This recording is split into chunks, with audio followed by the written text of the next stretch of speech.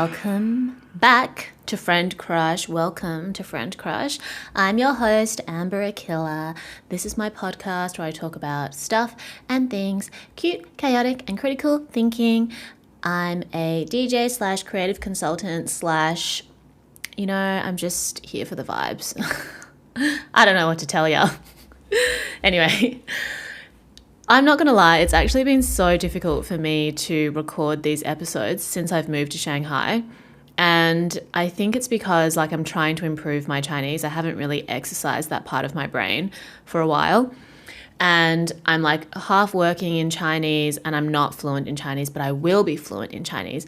And I think my English or my ability to express myself in English is regressing as a result of trying to learn how to express myself in Chinese.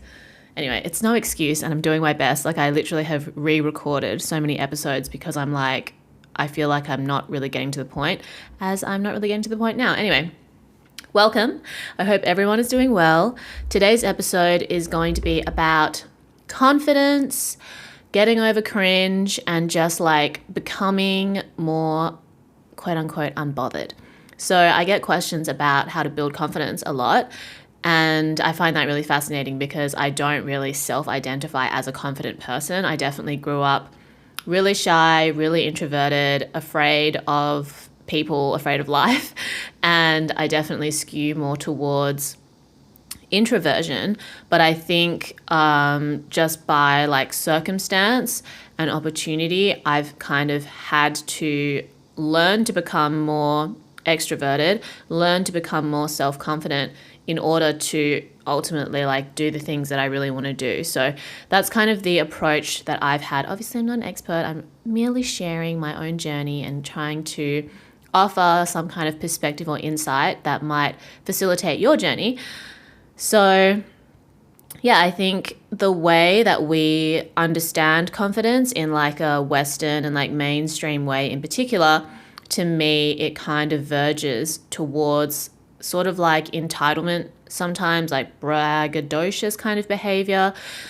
It's not just audacity, it's cockiness almost and arrogance. And all of these things have their own definitions, have their own place, but sometimes I feel confidence and arrogance are mistaken for the same thing. And for me personally, I think that confidence comes from within, firstly, and it doesn't demand validation, if that makes sense. It's your ability to be comfortable with yourself, regardless of the situation that you're in, to be able to self-regulate and to feel comfortable in who you are, even if the situation is not that comfortable for you, and building up this kind of muscle in your mind, body, spirit, so that you're less bothered, you're unbothered, or you're able to get to an unbothered place quickly, because I'm definitely still triggered plenty of times in a day, in a week, whatever. But I feel as I've gotten older and as I've practiced more in terms of building awareness around how I'm feeling or the things that I'm thinking and being able to observe that, and then being able to just reorient my energy back towards myself rather than expect something from outside of me to make me feel better when I'm in a moment of panic, etc., etc. So to me, when people say confidence is quiet, I think that's very true. At the same time, I think we live in a culture where this kind of extroverted and borderline, I don't know, it's not it's narcissistic, it's just showmanship kind of personality gets a lot of attention because scandal and drama gets clicks. So it's kind of rewarded in a sort of clout way, in a monetary way. But I don't think that's the only way that you can be confident. Just because you're getting attention from a bunch of people doesn't necessarily mean that you are coming from a confident place. In fact, a lot of people that are in the public eye at some point in their career will talk about how insecure they feel and how their public persona is a kind of performance for them. And that doesn't make them a bad person or anything. I think it's just being able to acknowledge the spectrum on which these things exist and also the contrast that exists within everyone as well. For me, in order to get to a place where people think I have something to say about confidence, I've had to experience insecurity and anxiety and feel like not confident at all. So I think as I get older, I'm definitely able to sort of see my life and the experiences that I have in a more holistic way. And rather than trying to reject or dismiss like undesirable or negative experiences, I consider where they fit in terms of my growth. So I grew from being a very introverted and shy person into someone who is able to kind of self-regulate in a much more efficient manner and feel comfortable in what I would have previously thought were really uncomfortable situations. And I continue to work on and develop this as well, because I think it's more about the conversation that you're having with yourself at any given moment rather than what someone outside of you can tell you. You know what I mean? Like I still have moments where I need to get like a waiter's attention or something and I'm like stressing out about it internally, and I have to gas myself up to be like, you're allowed to ask a waitress when your food is coming after you've been waiting for an hour, you know, like definitely this kind of like recovering people pleaser trauma response that I have. But I'm just like being honest with you in terms of how even if I can appear like really confident and extroverted, it's because I'm going through that process of being able to still like gas myself up within myself rather than wait for someone to do that for me. And it doesn't mean that you don't appreciate the validation that people give you and the attention that people give you, but it's not like live or die, you know. It's not like my sense of self suddenly disappears when I'm not in front of an audience or when I don't have someone to stroke my ego. It doesn't mean I don't like having my ego stroked, but there is a balance to be found within all of these things. So the first thing that I think is important to acknowledge when it comes to wanting to work on your self-confidence or wanting to work on your insecurities is to appreciate the fact that you even have an awareness of wanting to do this. You know, I think a lot of times people are acting from a place of insecurity without an awareness. You know, I look back on so many moments in my life where I was acting from a place of insecurity and not even aware of it. And I'm sure there's going to be moments moving forward where I realize that about, you know, moments in my life now. So what awareness does for you, and I'm probably going to repeat this a lot throughout these episodes, is that awareness is what gives you the gift of being able to choose the action that you take next, rather than just like reacting to something, taking even like a microsecond to think like, oh wait, usually I would do this and I don't get the outcome that I want.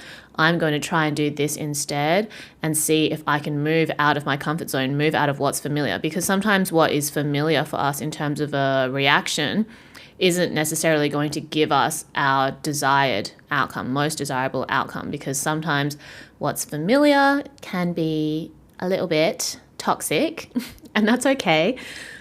But awareness of that fact gives you the opportunity to choose to do differently. And that's what I think is the most important when it comes to trying to embrace change and trying to grow and trying to improve. So congratulations if you're aware of your insecurities and you actually want to do something about it.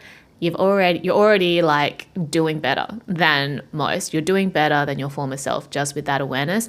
And then the next part is like actually taking the action, because I think a lot of times as well, people get caught up in the story of their insecurities and then being defined by them to the point where it forms like a part of their identity and it becomes really difficult for them to let go. And I definitely had that as well, you know, and I still have certain parts of myself that I'm trying to untangle and work through, and mostly things that are kind of like rooted in fear or in anxiety, and taking like little steps where possible to face that fear and face that anxiety. And it's not like just because you want to be confident, you wake up and you are. I think it's constantly being aware of your insecurities and how they come up, and then learning to not listen to those voices. Recognize that they don't define you, that they don't have to dictate the direction that your life goes in. You can replace those negative and insecure thoughts with positive and affirming thoughts. So that's kind of the process that I've been undertaking when it comes to just feeling more centered in who I am and not feeling like I need to prove myself the way that I did when I was younger. Like, I think about my approach to so many things now, especially because I've moved from Perth, where I was for like 2.5 years, to Shanghai, where I was before that, and then, revisiting friendships that were a very big part of my life before I left Shanghai, seeing how those things have changed, how different dynamics have changed,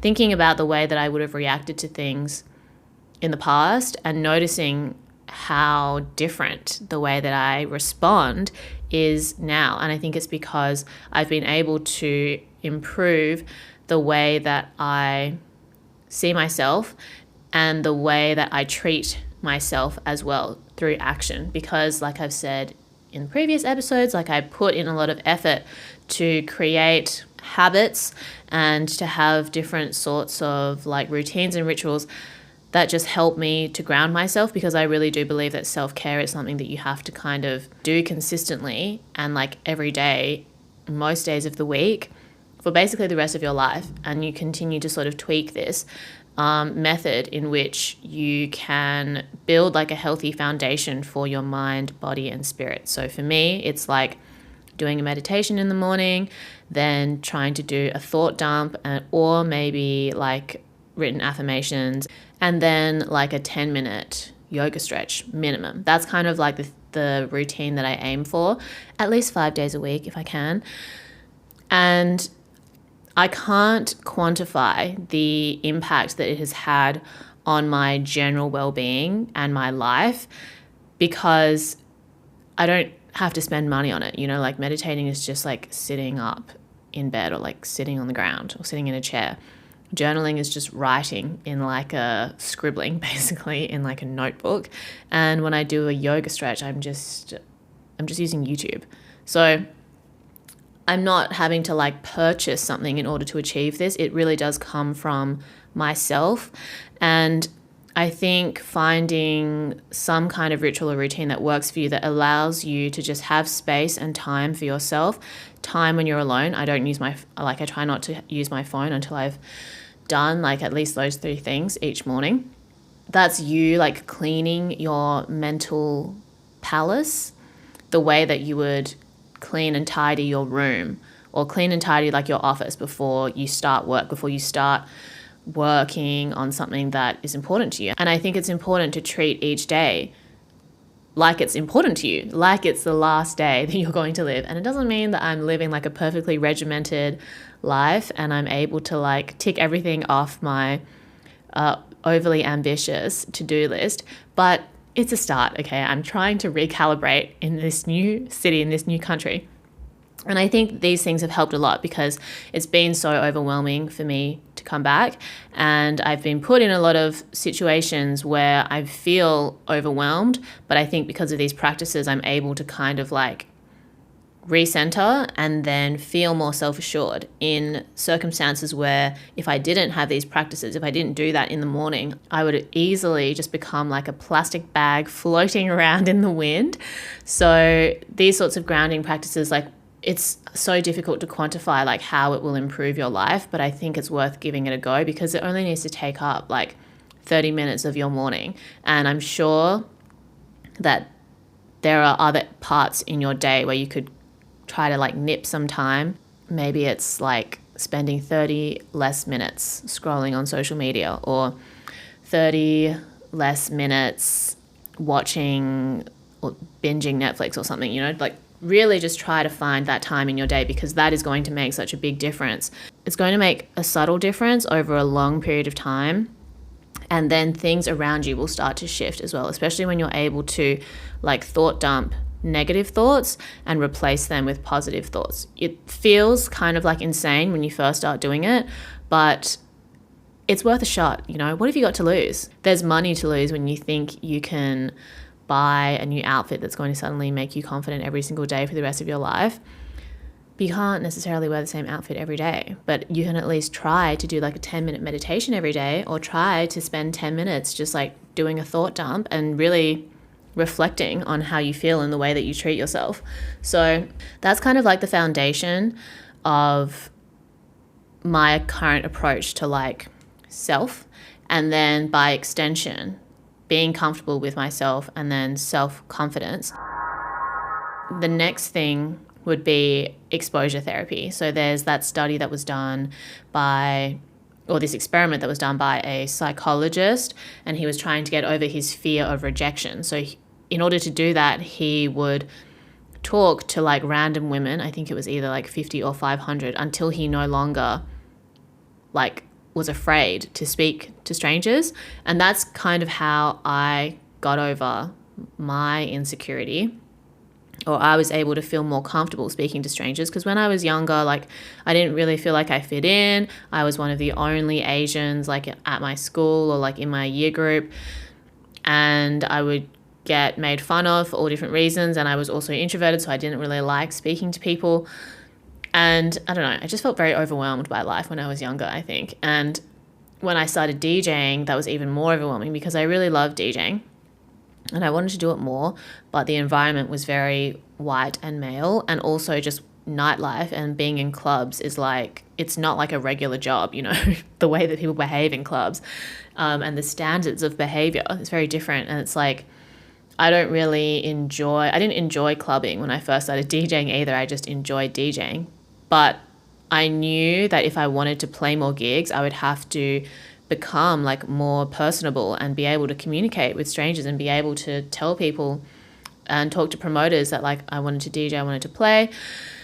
And I think I just at some point said to myself, like, you're just going to have to get over awkward moments and be able to laugh them off. You're just going to have to get over your own like internalized embarrassment and just take it one step at a time. And also I think because everyone's drunk, it made it a little bit easier. Like no one would necessarily remember if I even embarrassed myself. Exposure therapy definitely helps. I think you don't have to fully dive in the deep end. Like don't give yourself like a full-on anxiety attack, panic attack, but just microdose, you know, like maybe you strike up a conversation with a barista that you usually don't get to chat to. You usually just like say thank you and goodbye to, or like you might compliment someone on their shirt, or you might ask someone for their contact or whatever. Like, I don't know, just figure out a way. Like you'll probably have moments where you want to engage with someone, but then your insecurity gets in the way of it. And I think in order to become more confident and become more confident in yourself, more comfortable with yourself, is like becoming aware of that fear and that insecurity, and then choosing to act on your intuition instead. And that honestly just takes practice, and I am still practicing the same thing. And I still have moments where I'm like, oh, I actually could have done what I wanted to do, but I let my insecurity or my fear get in the way. And it was such a minor thing, I didn't even need to worry about it so much. So that just takes practice. And I think, you know, your fear and your anxiety doesn't have to rule your life and define you, but it will still like come up from time to time. And just being self-compassionate in those moments is important as well. So like I recently was working on a shoot and I really vibed with a lot of people that were there. It's very common in China with WeChat to just kind of add people.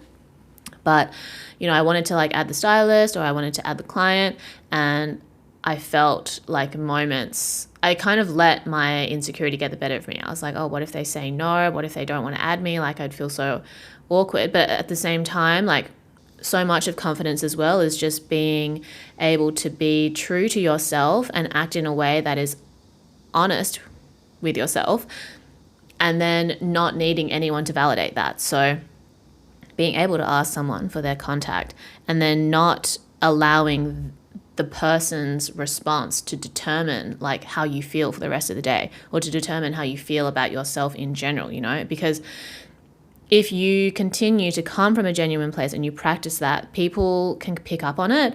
And honestly, when someone doesn't respond like in kind to your true self, then you don't take it personally, because you can appreciate that you're being protected from something that you're not really a match to. When you're pretending to be someone that you're not, using like a false sense of confidence or a false persona that you're not aware of yet, you never truly feel connected to the people that you're around because your true self hasn't come through. You're not acting on your true self. You're acting on this version of yourself that you think is going to get you the most approval. And that's definitely something that I struggled with so much, recovering people pleaser, in terms of putting other people's needs ahead of my own.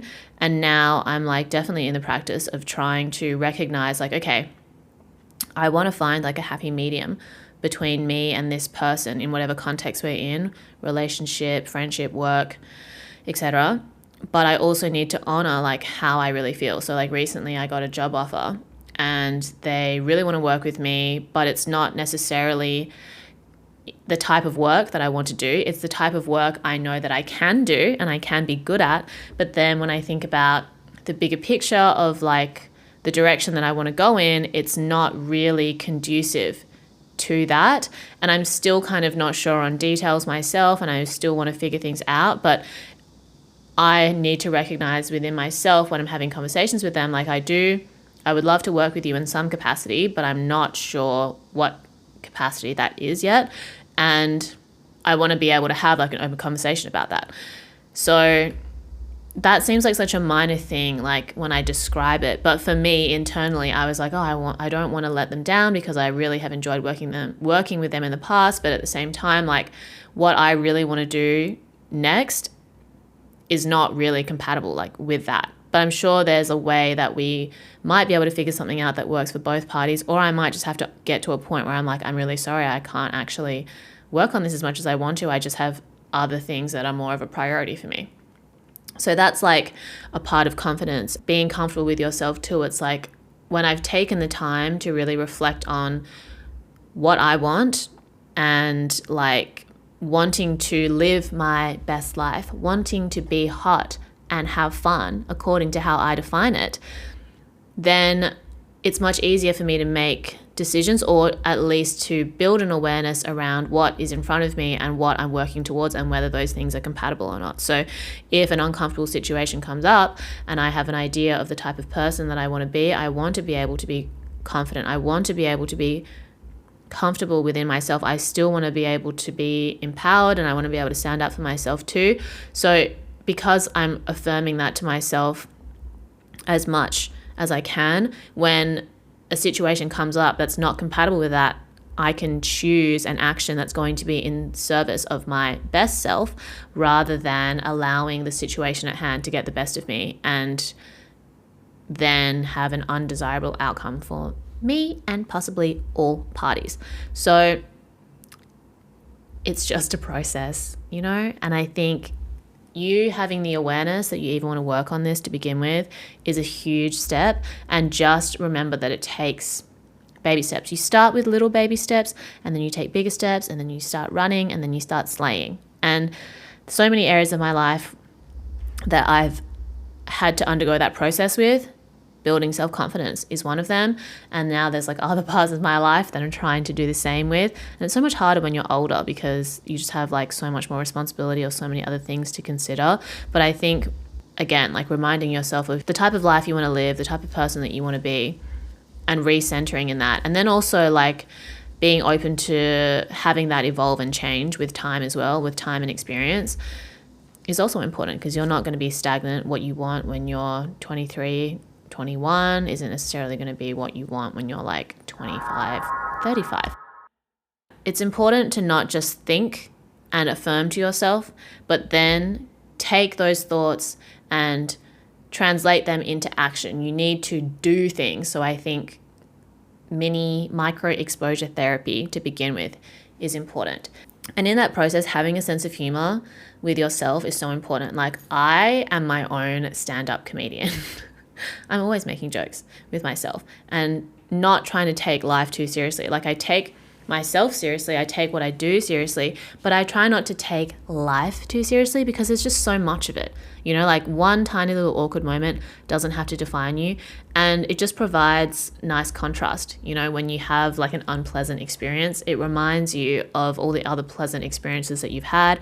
It allows you to appreciate pleasant experiences more.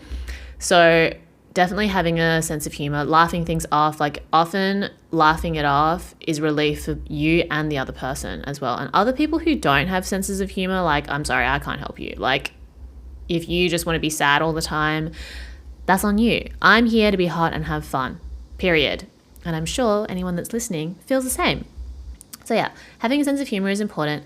And then another thing is being able to relinquish judgment of yourself and judgment of others. I think especially now with social media, and if people are on social media a lot, you're always directly or indirectly looking at other people's opinions and kind of processing them as well. So that's why it's important to have moments where you're by yourself and alone with your thoughts and able to observe them, rather than constantly having this like influx of information that you need to process and then not even really taking the time to figure out where you truly see yourself in this like bigger picture, or what opinions and perspective do you actually have that's not just like regurgitated from something that you've seen online.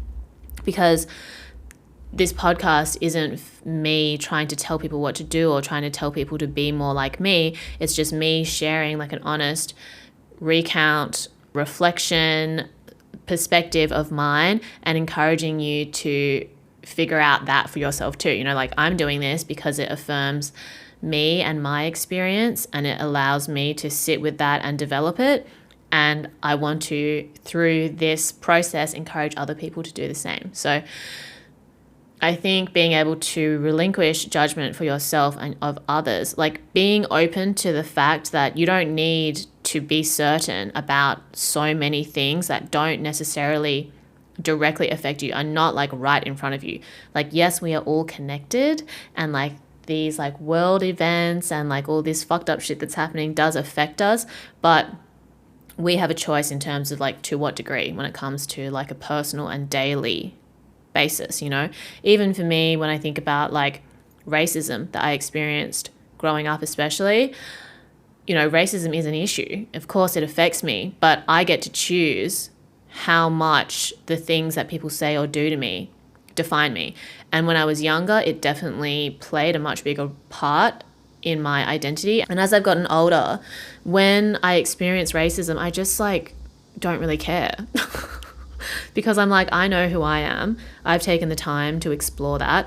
I'm not defined by my ethnicity at all. It's a part of who I am, but it's not the only part of me. And if you're some random ass person who's saying something racist, it's like, I don't even know you. You don't even know me. You are simply reacting to like this hologram of me and these assumptions that are actually within them, not that define me, if that makes any sense. So when you're able to relinquish judgment of other people and being able to kind of just hold space for different perspectives and not feel like you need to pick which one is the most valid or not, then that also allows you to relinquish judgment for yourself and hold space for yourself and all the different contradictions within you. Like, yes, there is a part of you that wants to be confident and self-assured, but there's also a part of you that's anxious and afraid and insecure. And being able to hold space for both of those things means that you can make more conscious and intentional decisions in terms of how you behave, in terms of the thoughts that you allow and the thoughts that you want to just pass. Like, don't try to repress anything or shame yourself for having a negative or undesirable thought, but just observe it and it will let it float away. You know, imagine it floating away. And then the more positive things you want to hold on to, you can pay more attention to, like direct your energy towards the best version of yourself, the most positive things you can say about yourself and others. And then everything else, you can just kind of like let the dust settle. It's not your problem, and it's not going to be conducive to you slaving, and slaying.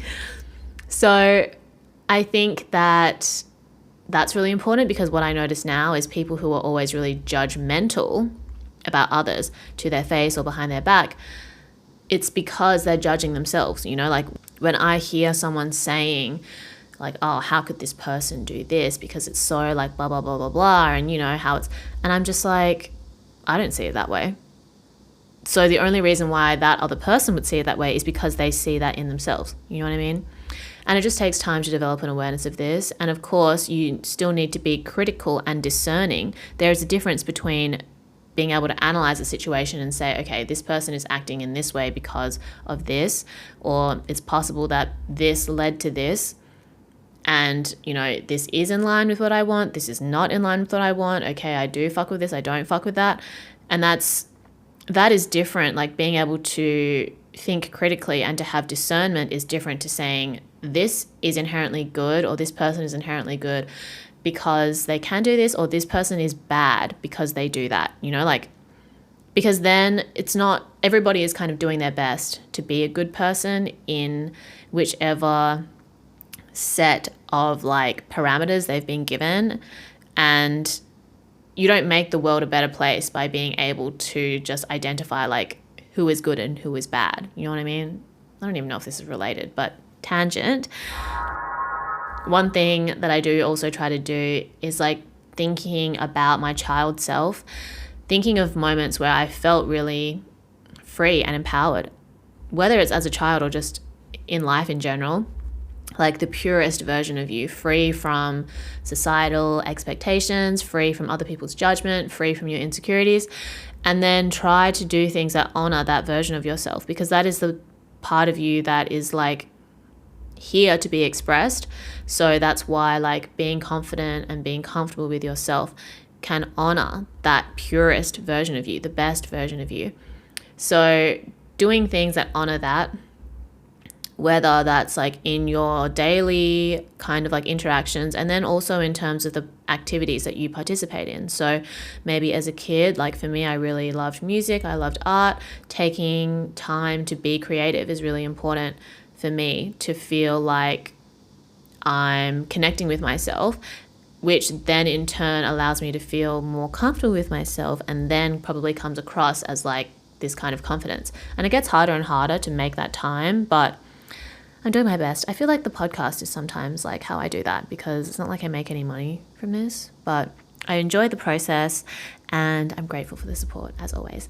But yeah, doing things to honor your child self, if not your best self, if not the purest version of yourself, and then thinking about sometimes like times when I felt really down, when I felt really insecure, and comforting that version of me, telling her that it's going to be okay, that, as long as you remain aware of what you want and remain aware of where you're at in any given moment, you can make a choice that is going to be in your best interest, that's going to be in service of that pure version of yourself. Then if you have a moment in the now where you're feeling insecure, being able to self-reassure and be like, it's okay. It's going to be okay. You can have a little laugh about it, or you just need to take a moment to yourself instead of feeling like you need to constantly provide answers for people. Because I think for most people, there's always more time than you think to respond to something. I think especially now with like instant gratification, instant messaging and all these things, you think you need to be available all the time, or you need to give an answer right away. And maybe you don't think that, but I definitely feel that way sometimes. And I've just been giving myself more time to respond to people when I'm ready to, instead of thinking I have to be constantly available. And then also allowing other people to take their time to respond to me, because there's no reason why, the nature of your connection or the amount of respect you have for someone hinges purely on your response time. Like I can love someone very much, respect them very much, and honor that connection by giving myself the time to respond to them in a way that's intentional. Obviously, there's like this eventually can skew into a disrespectful territory, but it's about finding that balance. You're on this spectrum between thinking you need to reply to people immediately, and at the other end of the spectrum, like completely ignoring people because you're trying to like stroke your ego or something and feel self-important. And then somewhere in between all of that, there's like a reasonable amount of time that you can give yourself to respond to things. And I think that's also part of confidence as well, not feeling like you owe people something or that you need their approval and you need to be available to them. Being able to be like, okay, this is the time that I need for myself and I will get back to you when I'm feeling ready.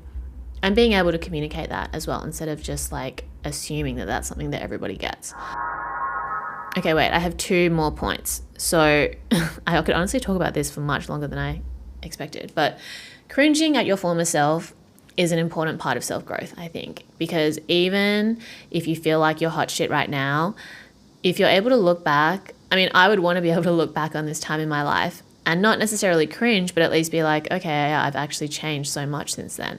And for the better, not for the worse. I've been spiraling up, not on a downward spiral, because that is what's showing you how much you've changed or the growth that you've experienced. If you felt if your former self felt too familiar to you, it would mean that you haven't grown, you haven't moved forward. And if you're not moving forward, then you're moving back. Basically, it's very difficult to stand still inside of time because everything around you is going to change. And what I think I've realized, or something that I'm processing now, is like, it's not that people don't change or that they can't change, it's that they refuse to embrace change because everything around you is changing all the time, whether you like it or not. And resistance to that change, resistance to the changes that the deepest, darkest parts of your psyche are trying to get you to like take a hold of, is only going to move you backwards, right? Or everything will move forward while you don't move at all. So you are moving backwards essentially. But cringing at your former self is okay. Embrace it. Have a sense of humor about it. You know, I was cleaning out my wardrobe when I first got back to Shanghai because I'd taken a bunch of stuff with me back in 2020 and sold a lot of stuff, and then kind of restructured my wardrobe to living in Perth. And then coming back to Shanghai, I still had a lot of my old clothes in storage, and I was going through them, and I honestly didn't even remember a lot of it. And I just didn't even feel connected to any of it because I was like, I don't even remember being in this headspace. Like the way that I dressed in 2018, 2019 is so different to how I dress now. Like there's definitely still like common threads that are true to me, but it's like I was wearing so much more black. I was wearing a lot more like baggy streetwear type of clothing. I think I was honestly just having some kind of like femininity crisis, but now I enjoy wearing color. I enjoy wearing prints, and who knows where my style will go in the future. I'm sure I'm destined for another like all black era, but not just yet. But yeah, I was like cringing at my old wardrobe because I was like, ew, I would never wear this or buy this now. But thank God, you know, I went through that to get to where I am now. And obviously that's like a very superficial observation, but I think for me, like the way that I dress is very much connected to the way that I see myself in a subconscious way. I guess when I look back on it, I can see like in 2018, 2019, I wasn't super comfortable with myself, or at least like not in the degree that I am now, you know. And maybe in 2 years' time I'll be like, oh yeah, you've gotten even more comfortable with yourself than I am now. So give yourself that space for growth and for a little bit of cringe. And then another thing to remember is that when you are working on yourself and becoming more confident and becoming more self-assured, other people's lack of that becomes more obvious to you, or you're able to pick up on it much easier, or other people pick up on the way that you're changing and they feel threatened by it. And that can be a really confusing and kind of like alienating experience, because of course there's people that you love and respect and that you care about and who you would imagine would kind of like go with you or you in this journey of your life.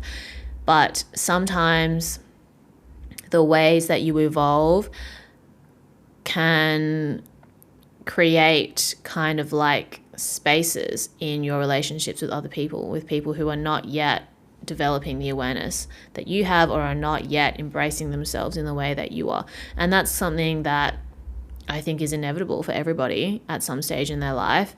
And I've definitely been through many phases like that and had a lot of relationships where I couldn't quite pinpoint like why it was no longer compatible or why it didn't feel the way that it did before.